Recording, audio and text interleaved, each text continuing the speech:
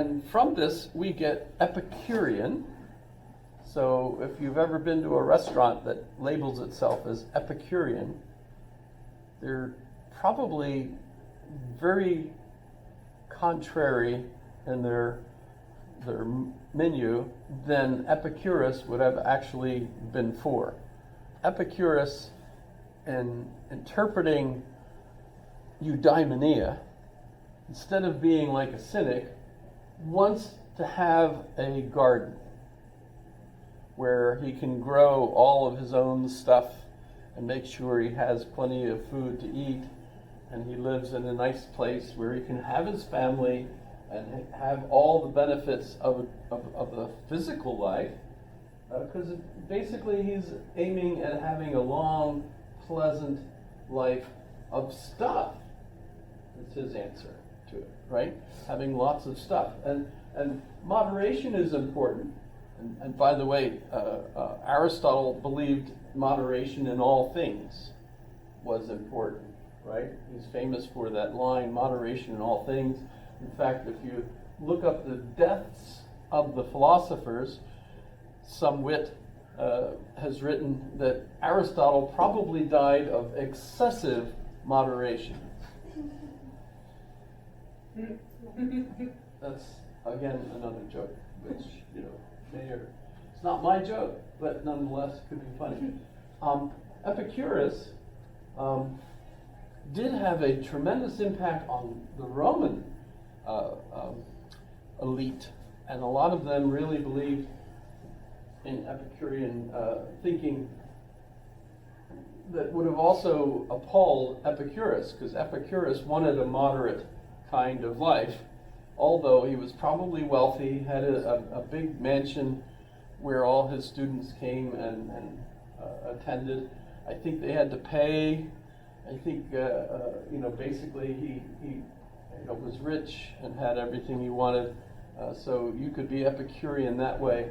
I understand that he died of a terrible stomach problem, so he probably ate something that didn't agree with him, but at the same time, that was part of what his menu called for. Don't eat weird things, basically. No seafood. Don't eat beans. No beans? No beans. Oddly, it seemed like a lot of them, Pythagoras and others, thought that beans, little beans, looked like humans. Yeah. So that's kind of weird.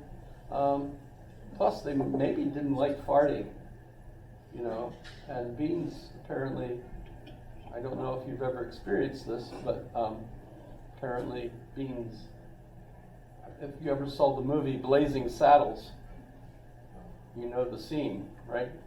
None of you have seen the movie Blazing Saddles. Okay, that's all right. It's on my bucket list. I didn't get a harumph out of you. No, sorry. Sorry. What's the scene, though? I remember. Yeah. It's about beans? Yeah. They're all sitting around eating beans, the cowboys. And of course, then things start to happen and everybody's like, whoa. Okay, that's what happened. You get the idea. Yeah. Mel Brooks has, absolutely hilarious movies that they cause brain damage. I'm not sure, if you should watch them, really, because the rest of your life you go around laughing at things you probably shouldn't laugh at. You should have started with that first. I should have started with that first. Mel Brooks, yeah. Mel Brooks. He's the producer of Spaceballs, Blazing Saddles, Young Frankenstein. That's a good one. That's a good one. They're funny. They're funny. They're Psycho. Pardon? Did he? I thought he was finished.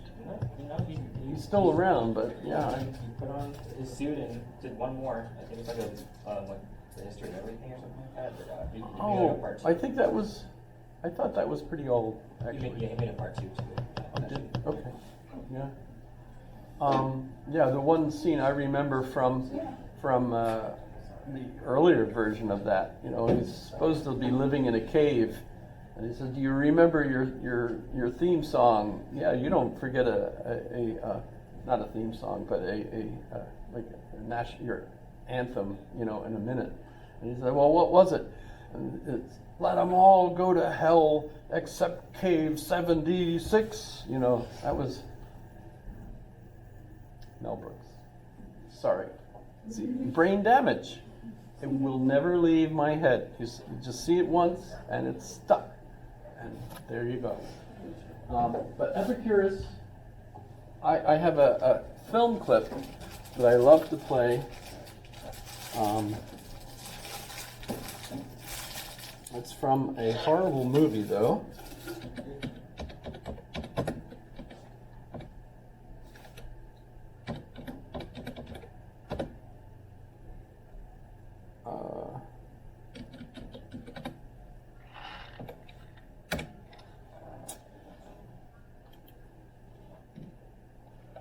So if you... Oh.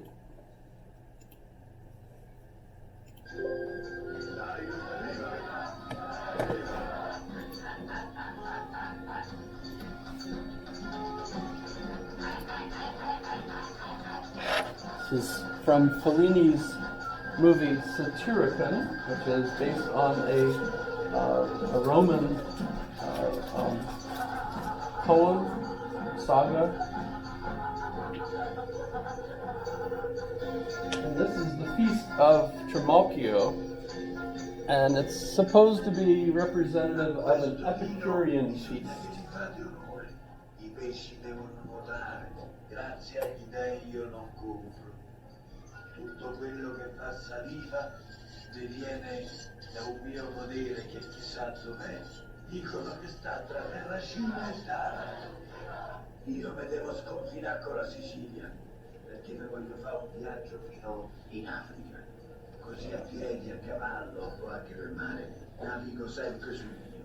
Simile in questo al sempre errante Ulisse. Le piace la citazione? Anche a tavola i classici ci stanno bene.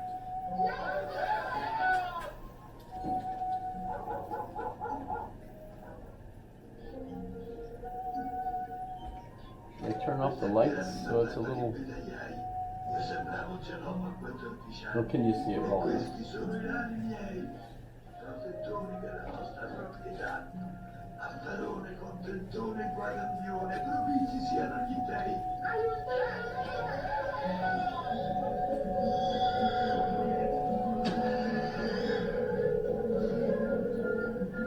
Vedete qui assai nella guardia. Se dato il caso sei d'acquisto. Né l'uno né l'altro sono stato lasciato per il testamento da parte. Cucina il più grosso, cucina, ma ha detto che se non vi è bene te passano la decuria di scovini. Una volta un povero ricco vennero lì. E che cos'è un povero? Bravo, questa è buona.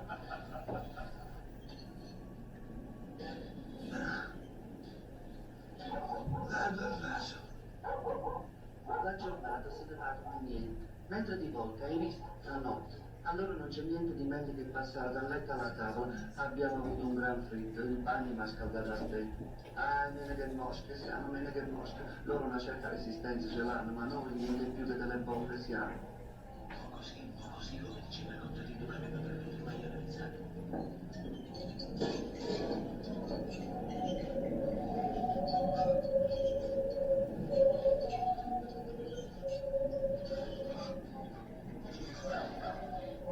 La sua mano il piombo deve andava oltre, era più nero di un corpo. Ci aveva più di 70 anni e ancora andava in calore. Non lasciava in pace nemmeno il cane di casa.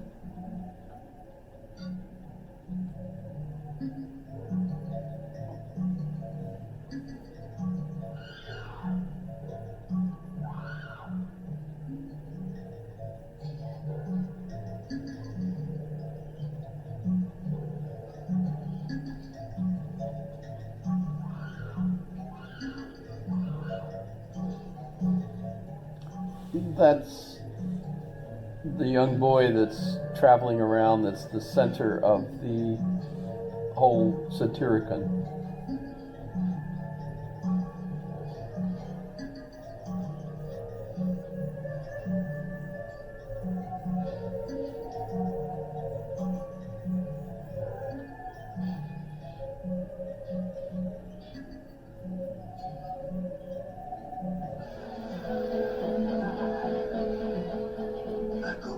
ha cucinato. E la pesce non l'avete nemmeno aspettato. E me lo portate così, in codo chiamatemi. E non di vero, non l'hai aperto. Pietà, mia signora, piegatelo e frustatelo. Ho sbagliato, ma che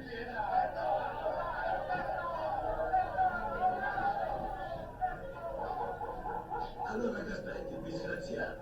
Aspettalo qua, adesso.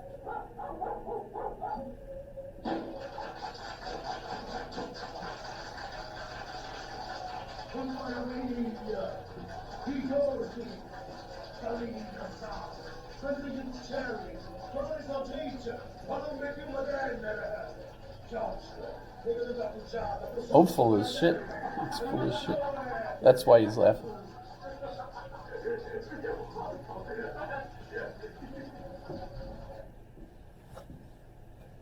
Just a short scene from the movie. I highly recommend that you not watch the movie, because it's another one of those that will give you brain damage, for the rest of your life. And sorry about that, but there you have an example of what contemporary Italians. Well, Fellini was a World War II and post Italian movie producer, kind of famous for really weird movies. I think one of the most famous of them was shoot, now I can't remember the name of it, but I had a whole bunch of movies. La Dolce Vita, that was the famous movie. La Dolce Vita, The Good Life. What would it be like to have the good life? So the Epicurean answer to this really is not this at all.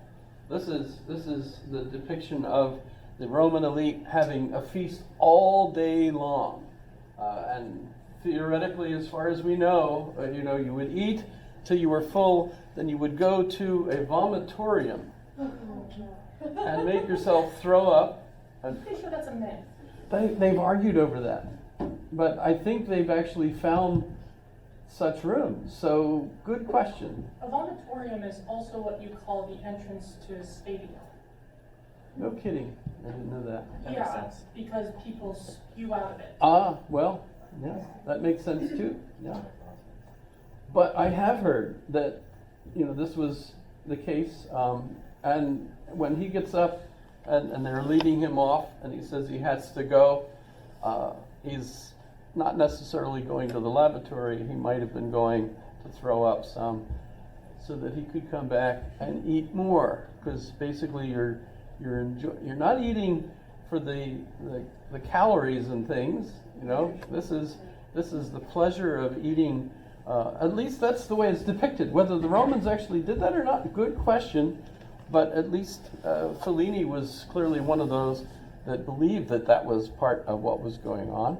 These rich people basically are just having a good time eating all day, every day,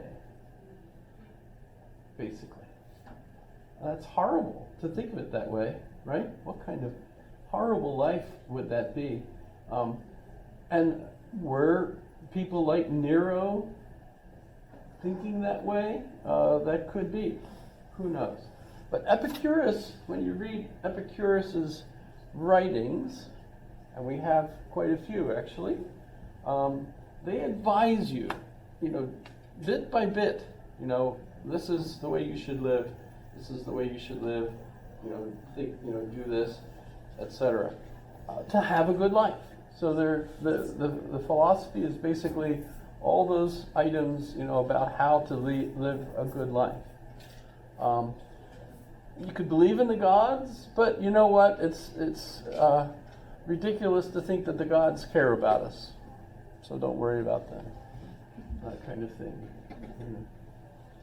And today you might say, well, the universe is functioning in a way that we can figure out the laws of how it works. Do these laws care about us? No. I mean, if you want to live a good life, learn to live in accordance with gravity. Don't do things that will kill you. And that's how you pray. or get along with the gods. Know what the environment will seek to do to you if you're in this environment. Know the things that you have to survive, and so on. Epicurus. And we keep moving along, because Epicurus is, if anything, in a contemporary sense in Alaska, I think of people that live in the bush. Seth Kantner, perhaps, as an example, if you're familiar with Seth Kantner, wrote Ordinary Wolves, beautiful book. If you've never, not familiar with it, please have a look at that, Ordinary Wolves. But he's a photographer that lives up near Teller, north of Nome, and he was a little kid when his parents, who were both retired teachers, were still teaching, but decided, the heck with this, and they moved away from the environment where they were out to a home under the tundra. So, yes. Have you heard the story of the little people? It's an interesting story. The little people, as in like elves or dwarves, but Like little a- people. Yeah, like the little people. It's like an Inupiaq myth. Uh-huh. Yeah. I think I've heard It's a good story. some of those stories, yeah. But he lived with his parents under a sod house with a roof that was periodically overrun by reindeer or what's the wild ones? The caribou. Caribou, thank you. It would come to me eventually, but not right when I needed it. Why is that the case? But yeah, the caribou, and that's a fascinating story. Okay.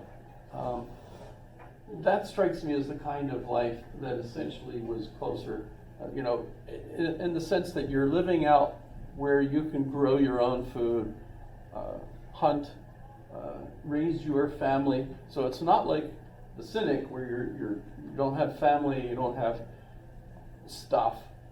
Instead, it's the stuff that you need in order to have a good life without going crazy. And so the Romans